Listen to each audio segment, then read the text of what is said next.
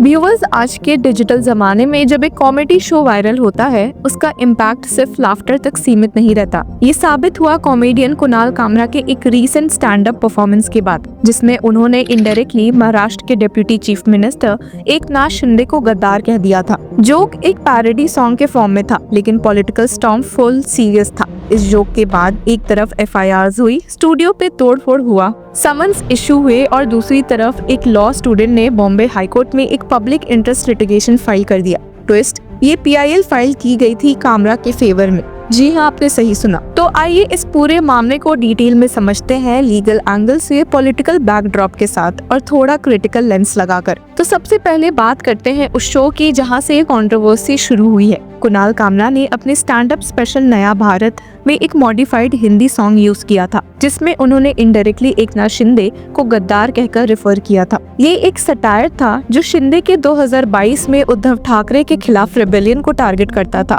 जहां उन्होंने शिवसेना का स्प्लिट किया और बीजेपी के सपोर्ट से गवर्नमेंट बनाई। कॉमेडी में पॉलिटिकल कमेंट्री कोई नई बात नहीं है, लेकिन जब कमेंट्री करंट पावर होल्डर के अगेंस्ट होती है तो रिएक्शंस तीखे हो जाते हैं। अब बीते दिन हमने देखा है कि कैसे अपने ऊपर लगे मुंबई पुलिस द्वारा फाइल्ड FIR को क्वॉश करवाने की मांग करते हुए कुणाल कामरा बॉम्बे हाईकोर्ट जा पहुंचे थे। उनकी ओर से मौजूद सीनियर एडवोकेट नवरोज सिरवाई ने bench of justice Sarang Kotwal और SM मोदक के सामने कहा, दिस इजंट सम मर्डर और heinous crime, this is a comedy show. तो सवाल अब हमारे सामने उठता है कि क्या हमारे देश में कॉमेडी को सीरियसली लिया जा रहा है और क्या सीरियस थिंग्स को कॉमेडी बना दिया गया है। इसी के बीच एक और धक्का कुणाल कामरा को लगा जब बुक माई शो ने उन्हें डीलिस्ट कर दिया। अब कहा तो जा रहा है कि ये इसलिए हुआ है क्योंकि उन्होंने अपने पैरोडी वीडियो में अंबानी फैमिली को भी रोस्ट किया था, and that book my show में रिलायंस का 37% स्टेक है। पर इसी बैकग्राउंड में अब उनके फेवर में एक लॉ स्टूडेंट हर्षवर्धन खांडेकर ने बॉम्बे हाईकोर्ट में PIL फाइल की थी।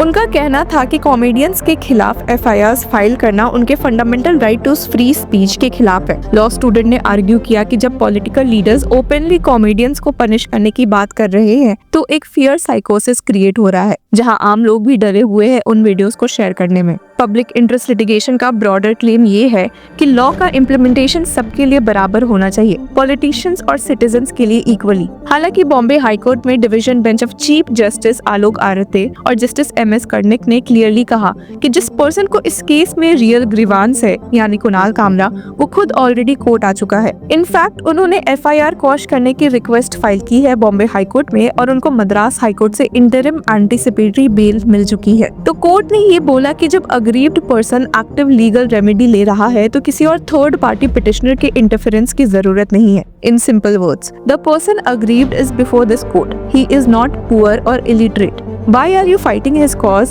He has taken action for relief. इसके अलावा कोर्ट ने ये भी हाईलाइट किया कि अब तक महाराष्ट्र गवर्नमेंट ने किसी भी इंडिविजुअल के खिलाफ एक्शन नहीं लिया है, सिर्फ वीडियोस को शेयर या अपलोड करने के लिए।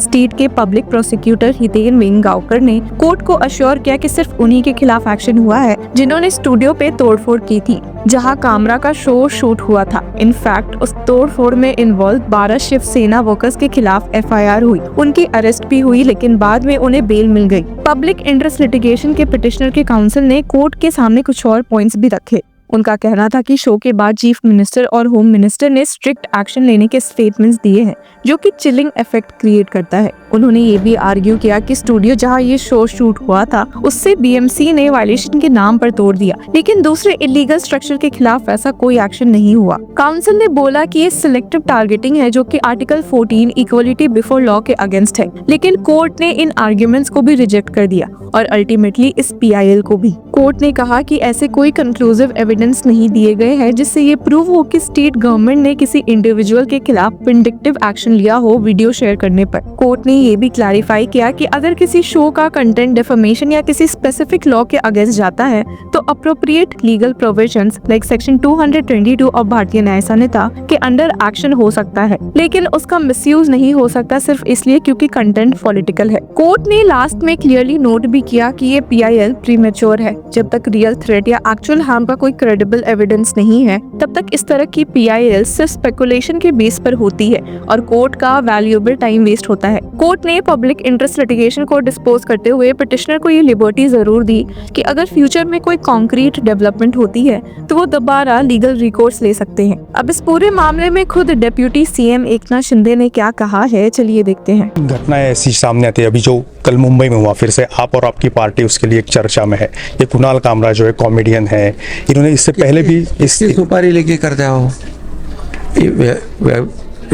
व्यक्ति स्वातंत्र्य जो है लोकशाही में जरूरी है, वो कुछ ये नहीं है, लेकिन उसका अर्थ बदलकर किसी के कहने पर किसी को गलत कहना, मेरी तो बात जाने दो। आदरणीय प्रधानमंत्री मोदी जी के बारे में क्या बोला है उसने, सुप्रीम कोर्ट के चीफ जस्टिस उनके बारे में क्या बोला है, वो अर्थ मंत्री निर्मला सीताराम जी के बारे में क्या बोला है, केंद्रीय गृह मंत्री अमित शाह जी के बारे में क्या बोला है, कई उद्योगपति के बारे में क्या बोला है, आपके कितने पत्रकार लोगों से तो उसने पंगा लिया है, कई एयरलाइंस ने उसको बैन कर दिया है। तो ऐसा जो माहौल खराब करने वाला, कानून व्यवस्था बिगाड़ने वाला, इसके पीछे कौन है? लेकिन फिर उसके ऊपर कानूनी कार्रवाई भी हो सकती थी। आप एक तरफ बता रहे कि महाराष्ट्र एकदम शांत है, सौहार्दपूर्ण है, सब आ सकते हैं, लेकिन एक तरफ आपकी पार्टी के लोग जाते हैं और स्टूडियो तोड़ के आते हैं। देखिए, तो ये कॉन्ट्रडिक्शन नहीं है? देखिए, एकनाथ शिंदे बहुत संवेदनशील है। ये मैंने तो किसी एक्शन पे रिएक्शन ही नहीं दिया है। मेरे ऊपर तो कितने आरोप लगाए, 2.5 साल से आरोप ही आरोप चालू है, अभी भी आरोप कर रहे हैं। अभी तो उनको जनता ने भी दिखा दिया, तो मैं तो आरोप का जवाब काम से देता हूँ, तो जनता ने उनको घर बिठा दिया, तो फिर भी नहीं सुधर रहे। फिर ये स्टूडियो की तोड़फोड़ के बारे में क्या कहें? देखिए, मैं उसका समर्थन नहीं करता हूँ। ये कार्यकर्ताओं की भावना है। कार्यकर्ताओं को देखो, एक्शन को रिएक्शन होती है, लेकिन उसका समर्थन मैं नहीं करूँगा। लेकिन जिसने भी स्टेटमेंट करना, किसी के खिलाफ बोलना, किसको बेइज्जत करना, किसी को अपमानित करना, ये तो देखो सोची समझी वाली साजिश है। एक आखिरी सवाल, महाराष्ट्र में अभी भी चुनाव हुए, कुछ में 100 दिन अभी पूरे हो जाने रहे आपके सरकार के।